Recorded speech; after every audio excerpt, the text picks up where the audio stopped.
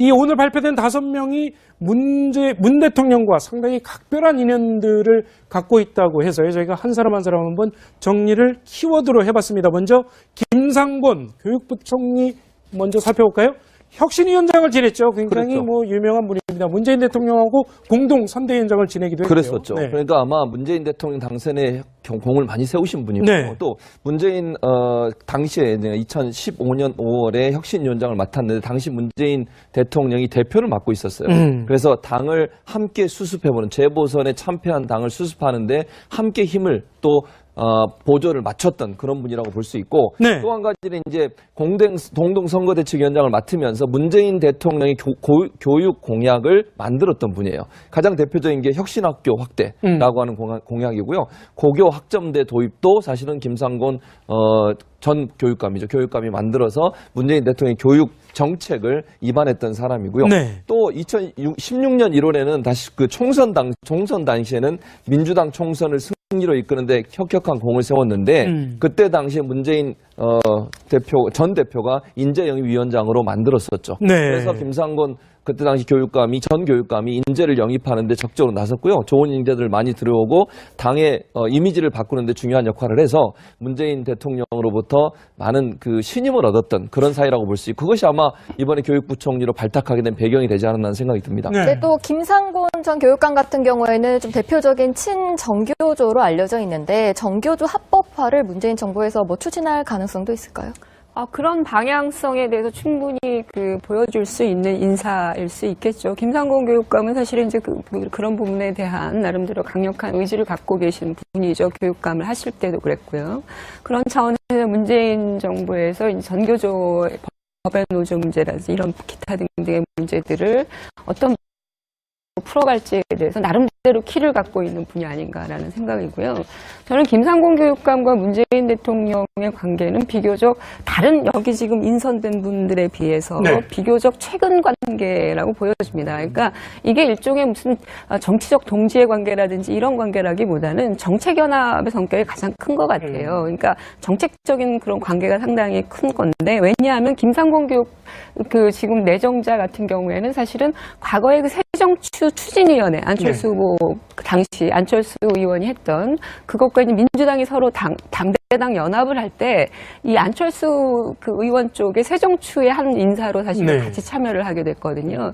그런 차원에서 보면 민주당 내에서의 어떤 나름대로의 그 기원성 이런 것들은 충분히 많은 분은 아닌 것 같아요. 근데 이제 이분이 갖고 있는 여러 가지 개혁적 교육관이라든지 이런 것들이 문재인 대통령의 상당한 어떤 말하자면 그런 교훈을 주고 나름대로 내용을 준 것이 아니겠느냐. 그렇게 봤을 때는 말씀하신 것처럼 중요한 어떤 교육 현안들, 특히 이제 전교조 문제라든지 이 시민사회에서 굉장히 적극적으로 표명하고 있는 그런 방향성들에 대해서는 나름대로 주도할 가능성이 높은 분이죠. 그렇군요. 김상곤 후보자 같은 경우에는 언론지상에서 이 논문 표절 얘기가 간혹 흘러나오기도 했습니다. 네. 그래서 접은 카드 아니었냐 뭐 이런 분석도 있었는데. 네, 그렇습니다. 오늘 인선이 사실은 조금 늦어졌어요. 네.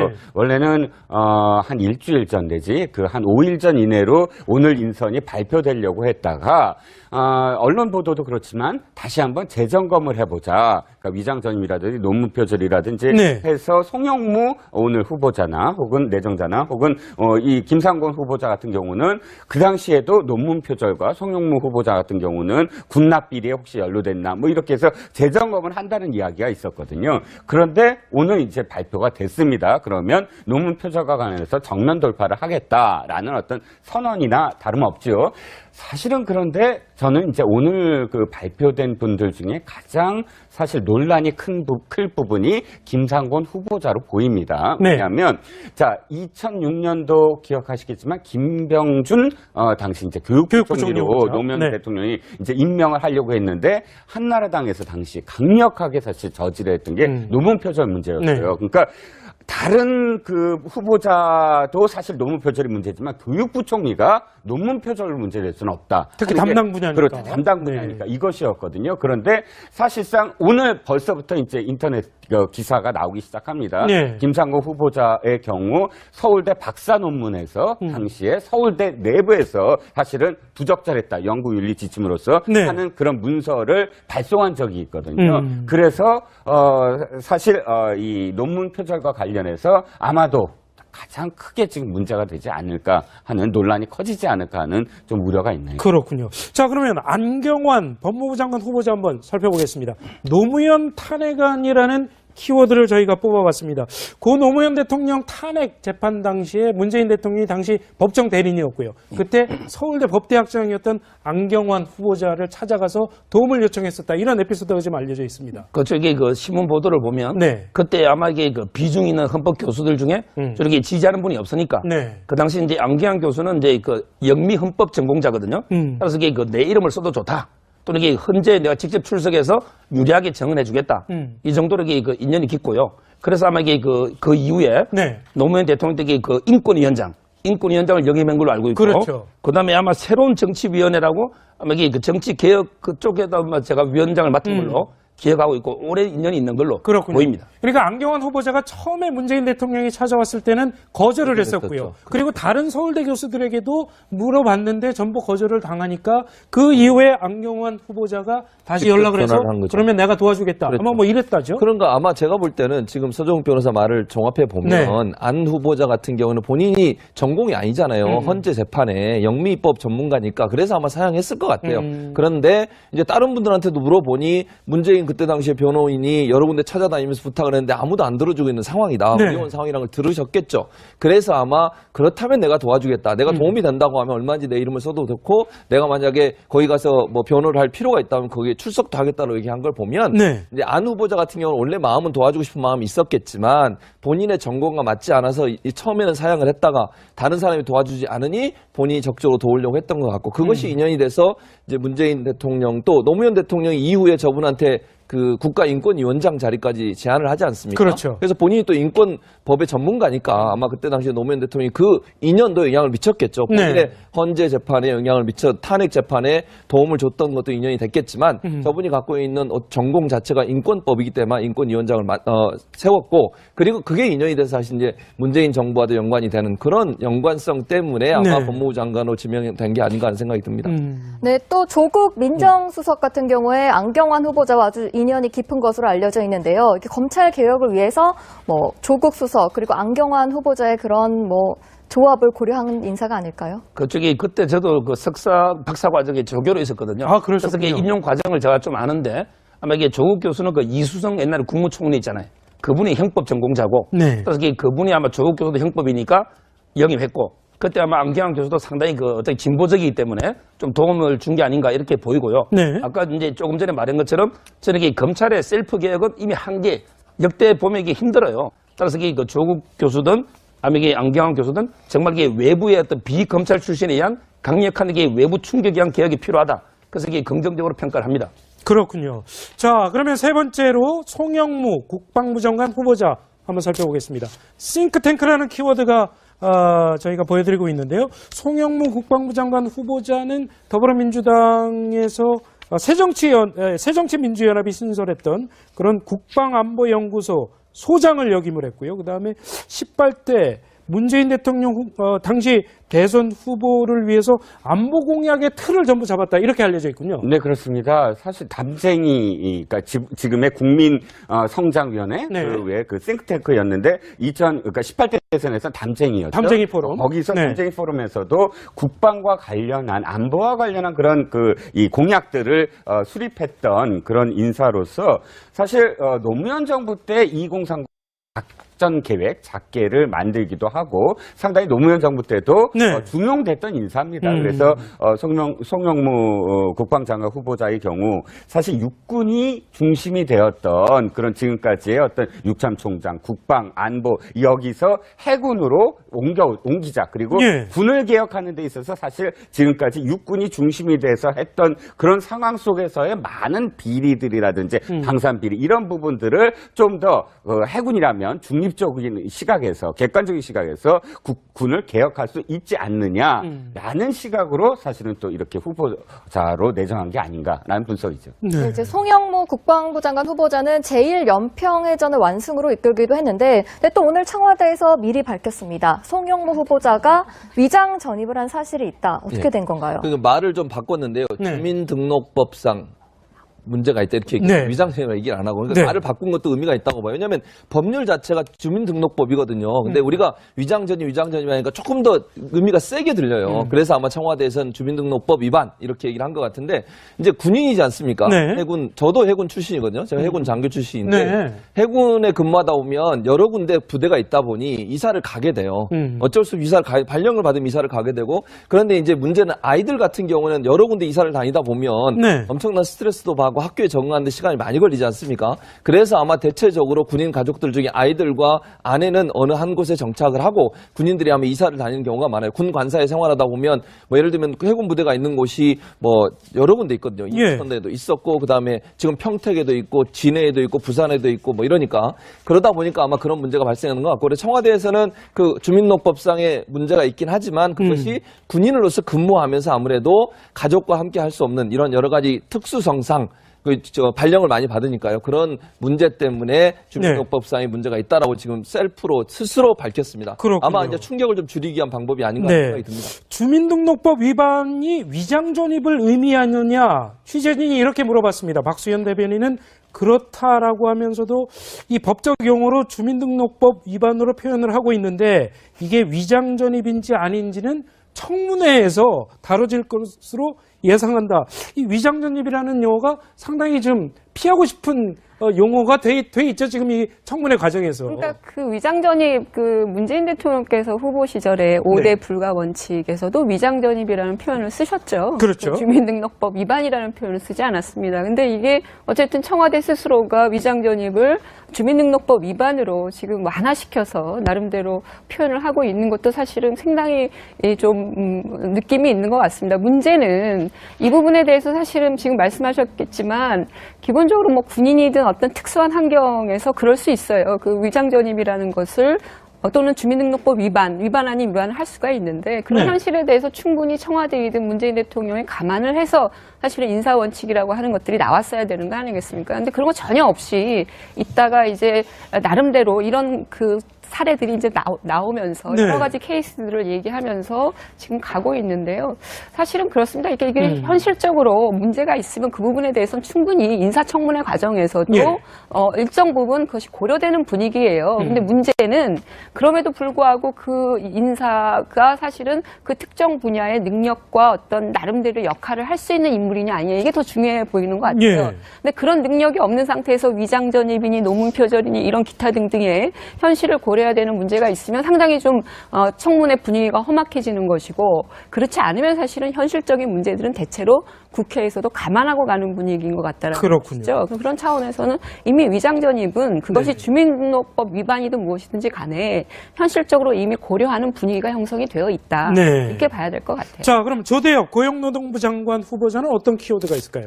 담쟁이 포럼, 조금 전에 이종근 실장님 말씀해 주셨지만 담쟁이 포럼의 발기인이었습니다. 예, 네. 그렇죠. 그래서 사실 지금도 국민성장 이번 싱크탱크에서도 부소장을 맡을 정도로 핵심적인 인물이고 또 이제 고려대학교 노동대학원장을 역임하면서 사회학 쪽에서 주로 노동 분야를 굉장히 깊이 있게 계속 그 연구하고 또 실행하는 그런 그 실천적인 정책을 만들어냈던 인물이다 이렇게 이제 얘기가 되고 있죠. 그런데 이제 한 가지만 더 저도 좀 전에 말씀에 이제 좀 덧붙인다면. 네. 지난번에 왜 강경화 후보자의 경우 위장전입을 먼저 얘기했다고 해서 사실은 그것이 하나의 어떤 그 가만한 요인이 되지 않고 도리어 더 비화되지 않았습니까? 큰 문제로. 논란을 키웠죠. 더 키웠죠. 근데 이번에도 굳이 위장전입이라든지, 그러니까 물론 주민등록 법 위반이라든지 혹은 또 음주운전을 먼저 이야기했는데 그럼 나머지 세 후보는 문제가 없다는 뜻이냐? 전혀 문제가 없다는 뜻이냐? 나머지 세 후보한테 만약에 또 어떤 문제라도 나타난다면 왜 그러면 또 미리 검증을 제대로 못했느냐? 그런 어떤 논란에 휩싸일 수도 있는 것이고 그러니까 사실 먼저 이야기했다고 해서 그것이 전혀 도움이 되지 않았다면 먼저 강경화 후보자의 사례에서 굳이 또 이번에 그렇게 밝힐 이유가 있었겠느냐라는 또 우려가 좀 덧붙여집니다. 네. 네, 또 청와대는 조대엽 후보자에 대해서 음주운전이 있었다. 또 이렇게 사전에 미리 밝혔거든요. 근데 이제 뭐 민주당 야당 시절에 뭐 이철성 경찰청장에 대해서도 그렇고 음주운전 가지고 이제 굉장히 많이 비판을 했었는데요. 저는 이게 뭐 이걸 가지고 내로남불이라는데 그 표현보다는요. 네. 저는 이게 오히려 역지사지라는 표현을 좋아하는데 왜냐하면 이게 여당은 야당 시절에 야당은 이게 여당 시절에 입장을 바꿔놓고 생각해 보고요. 예. 저는 이게 결론적으로 그 당시 경찰청장 그분은 이게 음주운전도 문제지만 징계를 안 받았잖아요. 이게 혹시 은폐나 다른 이게 또 특혜가 있을지도 모르는 거고요. 저는 이게 개인적으로는 음주운전 한 번 가지고 모든 공직에 평생 못 간다. 이건 좀 이게 가혹한 게 아닌가. 그러니까 그 당시 야당의 공세가 좀 지나친 면이 있고 오히려 저는 이게 결정적인 하자는 안 된다. 이렇게 보이고요. 그 다음에 이거 위장 전입도 이게 군대에 마찬가지예요. 저도 이게 살인사건 같은 것도 변호해 보면요. 바로 이게 집행유예부터 사형까지 놉니다.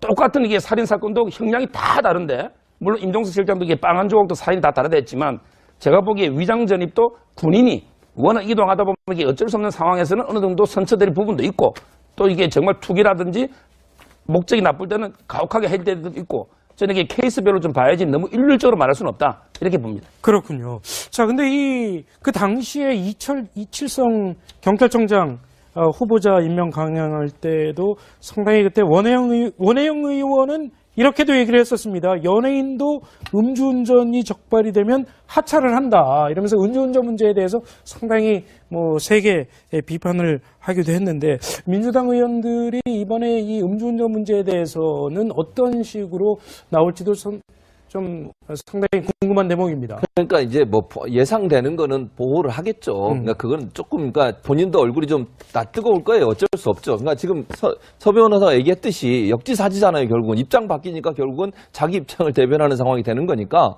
그거는 분명히 그 문제가 있다고 보고요. 그냥 음주운전 같은 경우도 이제 그게 얼마나 이제 어느 정도 문제가 있는지는 제가 잘 모르겠습니다만 이제 자세한 내용을 봐야 되겠습니다만 그럼에도 불구하고 만약에 민주당 의원들이라면 저는 그렇게 생각해요. 그게 문제가 있다는 걸 인정할 필요는 있다.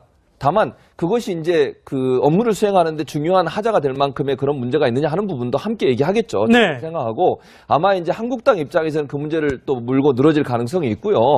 본인들도 그렇게 공격을 당했으니 당연히 공격할 네. 수밖에 없는 거죠. 그래서 이제 물론 그런 부분도 충분히 봐야 돼요. 도덕성 문제라든지 아니면 법을 제대로 지키느냐 하는 문제도 중요한 관점이 돼야 되고 또 한 가지는 네. 정책적 부분도 또 그분이 정말 임무를 잘 수행할 수 있을지 하는 그런 자질이나 이런 갖고 있는 어떤 정책의 문제 이런 문제도 함께 검토해서 두 가지를 함께 보고 국민들이 판단하고 지원해 줄 수 있는 이런 쪽으로 청문회가 이루어졌으면 좋겠다는 바람은 있습니다. 그렇군요. 자, 네.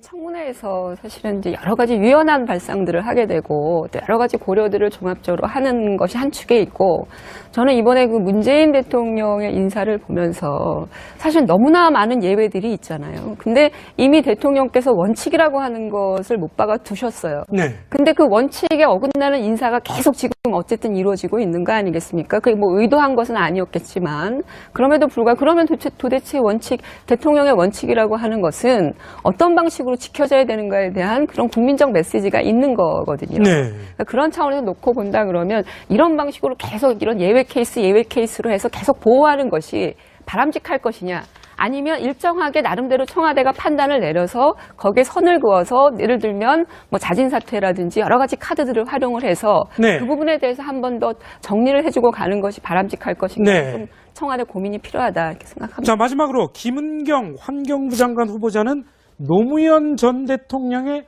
환경특보였다고요. 네, 청와대에서도 근무를 한 이력이 있고요. 그렇죠. 당시에 환경이라는 말을 이렇게 표현했습니다. 지속 가능 발전. 그러니까 발전은 발전인데 우리가 지속 가능한 개발을 하자. 네. 그러니까 개발이라기보단 그래서 환경이라는 환경 보전 내지는 환경을 함께 생각하자라는 의미로 그렇게 덧붙였고 당시에 비서관의 역할 그 이전에는 이제 환경 시민 단체에서 활동을 했고 그런 어떤 상황이었는데 더 더 유명해진 건 패놀이에요. 참 패놀 아줌마에서. 패널 아줌마로 그렇죠. 알려져 있는 네. 것 같아요. 한강 그 패널 사건 때 시민단체를 이끌면서 적극적으로 이 앞장서서 패널을 이제 지적했던 그런 분이고 네. 일단은 크게 노무현 정부 때 어떤 비서관 이후에 큰 어떤 뭐 공직을 받지 않았는데 김문경 후보자야말로 어떤 의미에서는 옛날 그 참여정부 시절과 함께 했었던 어떤 코드 민정수석 시절 또는 비서실장에서 지켜봤던 그런 인사였기 때문에 내가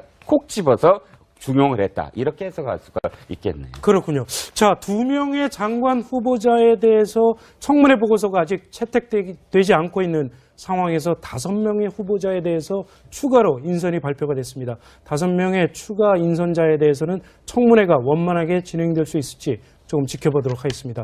서울대 박사 논문에서 당시에 서울대 내부에서 사실은 부적절했다. 연구윤리 지침으로서 네. 하는 그런 문서를 발송한 적이 있거든요. 그래서 사실 이 논문 표절과 관련해서 아마도 가장 크게 지금 문제가 되지 않을까 하는 논란이 커지지 않을까 하는 좀 우려가 있네요. 그렇군요. 자, 그러면 안경환 법무부 장관 후보자 한번 살펴보겠습니다.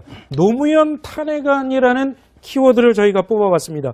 고 노무현 대통령 탄핵 재판 당시에 문재인 대통령이 당시 법정 대리인이었고요. 그때 서울대 법대학장이었던 안경환 후보자를 찾아가서 도움을 요청했었다. 이런 에피소드가 좀 알려져 있습니다. 저기 그 신문 보도를 보면 네. 그때 아마 이게 그 비중 있는 헌법 교수들 중에 저렇게 지지하는 분이 없으니까 네. 그 당시 이제 안경환 교수는 이제 그 영미 헌법 전공자거든요. 그래서 이게 그 내 이름을 써도 좋다. 또는 이게 헌재에 내가 직접 출석해서 유리하게 정언해 주겠다. 이 정도로 이게 그 인연이 깊고요. 그래서 아마 이게 그 이후에 네. 노무현 대통령 때 그 인권위원장을 영입한 걸로 알고 있고, 그렇죠. 그다음에 아마 새로운 정치위원회라고 아마 이게 그 정치 개혁 그쪽에다 아마 제가 위원장을 맡은 걸로 기억하고 있고 오래 인연이 있는 걸로 그렇군요. 보입니다. 그러니까 안경환 후보자가 처음에 문재인 대통령이 찾아왔을 때는 거절을 했었고요. 그리고 다른 서울대 교수들에게도 물어봤는데 전부 거절을 당하니까 그 이후에 안경환 후보자가 다시 연락을 해서 전화를 한 거죠. 그러면 내가 도와주겠다. 그랬죠. 아마 뭐 이랬다죠. 그런가 아마 제가 볼 때는 지금 서정욱 변호사 말을 종합해 보면 네. 안 후보자 같은 경우는 본인이 전공이 아니잖아요. 헌재 재판에 영미법 전문가니까 그래서 아마 사양했을 것 같아요.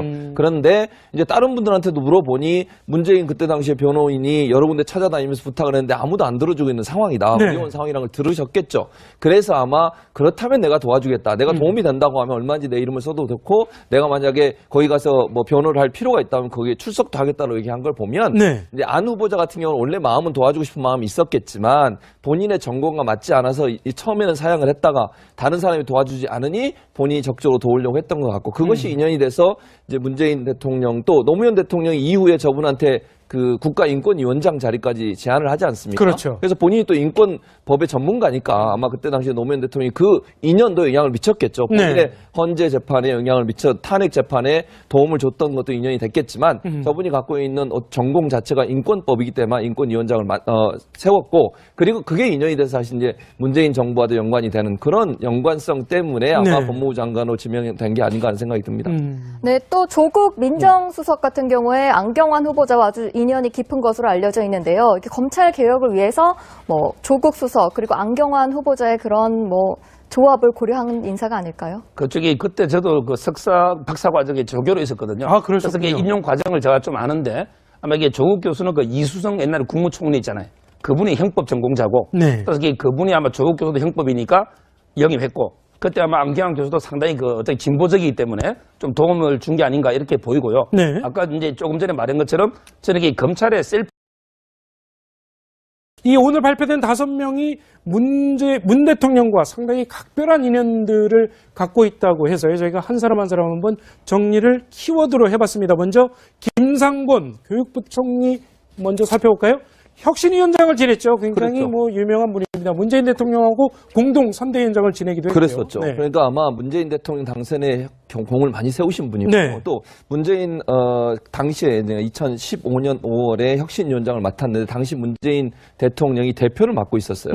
그래서 당을 함께 수습해보는 재보선에 참패한 당을 수습하는데 함께 힘을 또 보조를 맞췄던 그런 분이라고 볼 수 있고 네. 또 한 가지는 이제 동동선거대책위원장을 맡으면서 문재인 대통령이 교육 공약을 만들었던 분이에요. 가장 대표적인 게 혁신학교 확대라고 하는 공약이고요. 고교 학점제 도입도 사실은 김상곤 전 교육감이죠. 교육감이 만들어서 문재인 대통령의 교육 정책을 입안했던 사람이고요. 네. 또 2016년 1월에는 다시 그 총선 당시에는 민주당 총선을 승리로 이끄는데 혁혁한 공을 세웠는데 그때 당시에 문재인 전 대표가 인재영입위원장으로 만들었었죠. 네. 그래서 김상곤 그때 당시 전 교육감이 인재를 영입하는데 적극적으로 나섰고요. 좋은 인재들을 많이 들어오고 당의 이미지를 바꾸는데 중요한 역할을 해서 문재인 대통령으로부터 많은 그 신임을 얻었던 그런 사이라고 볼 수 있고 그것이 아마 이번에 교육부총리로 발탁하게 된 배경이 되지 않았나 하는 생각이 듭니다. 네. 네, 또 김상곤 전 교육감 같은 경우 시민사회에서 굉장히 적극적으로 표명하고 있는 그런 방향성들에 대해서는 나름대로 주도할 가능성이 높은 분이죠. 그렇군요. 김상곤 후보자 같은 경우에는 언론지상에서 이 논문 표절 얘기가 간혹 흘러나오기도 했습니다. 네. 그래서 접은 카드 아니었냐 뭐 이런 분석도 있었는데. 네, 그렇습니다. 오늘 인선이 사실은 조금 늦어졌어요. 네. 원래는 한 일주일 전 내지 그 한 5일 전 이내로 오늘 인선이 발표되려고 했다가 언론 보도도 그렇지만 다시 한번 재점검을 해보자. 그러니까 위장 전입이라든지 논문 표절이라든지 네. 해서 송영무 오늘 후보자나 혹은 내정자나 혹은 이 김상곤 후보자 같은 경우는 그 당시에도 논문 표절과 송영무 후보자 같은 경우는 군납 비리에 혹시 연루됐나 뭐 이렇게 해서 재점검을 한다는 이야기가 있었거든요. 그런데 오늘 이제 발표가 됐습니다. 그러면 논문 표절과 관련해서 정면 돌파를 하겠다라는 어떤 선언이나 다름없죠.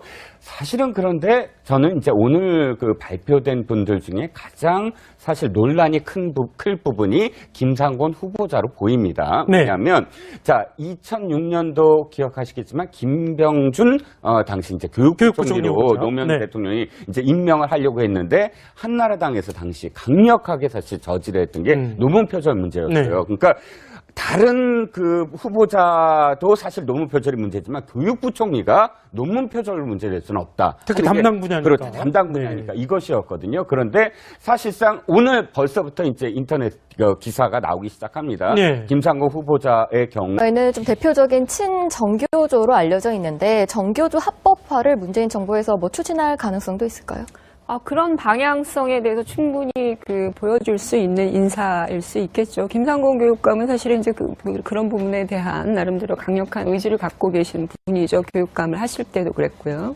그런 차원에서 문재인 정부에서 이제 전교조 법의 노조 문제라든지 이런 기타 등등의 문제들을 어떤 풀어갈지에 대해서 나름대로 키를 갖고 있는 분이 아닌가라는 생각이고요. 저는 김상곤 교육감과 문재인 대통령의 관계는 비교적 다른 여기 지금 인선된 분들에 비해서 네. 비교적 최근 관계라고 보여집니다. 그러니까 이게 일종의 무슨 정치적 동지의 관계라든지 이런 관계라기보다는 정책 연합의 성격이 가장 큰 것 같아요. 그러니까 정책적인 그런 관계가 상당히 큰 건데 왜냐하면 김상곤 지금 내정자 같은 경우에는 사실은 과거에 그 새정치추진위원회 안철수 후보 당시 안철수 의원이 했던 그것과 이제 민주당이 서로 당대당 연합을 할 때 이 안철수 의원 쪽에 새정추의 한 인사로 사실 네. 같이 참여를 하게 됐거든요. 그런 차원에서 보면 민주당 내에서의 어떤 나름대로의 그 기원성 이런 것들은 충분히 많은 분은 아닌 것 같아요. 근데 이제 이분이 갖고 있는 여러 가지 개혁적 교육관이라든지 이런 것들이 문재인 대통령의 상당한 어떤 말하자면 그런 교훈을 주고 나름대로 내용을 준 것이 아니겠느냐. 그렇게 봤을 때는 말씀하신 것처럼 중요한 어떤 교육 현안들, 특히 네. 이제 전교조 문제라든지 이